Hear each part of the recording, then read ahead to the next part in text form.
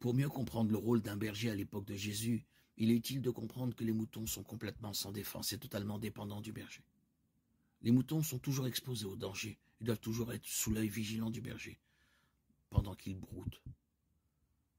Les murs d'eau qui dévalent les vallées à la suite de pluies soudaines et abondantes peuvent les emporter. Les voleurs peuvent les voler, les loups peuvent attaquer le troupeau.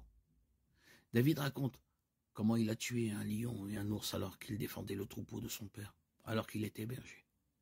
1 Samuel 17:36. La neige qui tombe en hiver, la poussière aveuglante et le sable brûlant en été, les longues heures de solitude chaque jour, tout cela, le berger le supporte patiemment pour le bien-être du troupeau. En fait, les bergers étaient fréquemment exposés à de graves dangers, donnant parfois même leur vie pour protéger leurs brebis. De même, Jésus a donné sa vie sur la croix, en tant que berger pour les siens, lui qui voulait sauver les autres. Bien qu'il en ait le pouvoir, n'a pas choisi de se sauver lui-même. Le Fils de l'homme est venu, non pour être servi, mais pour servir et donner sa vie en rançon pour beaucoup. Matthieu 20, 28.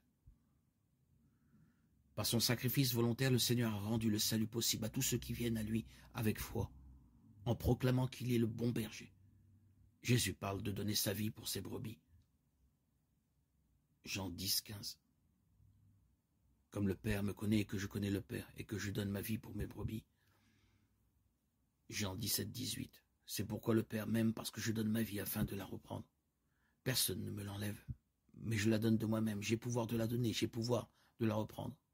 Tel est l'ordre que j'ai reçu de mon Père.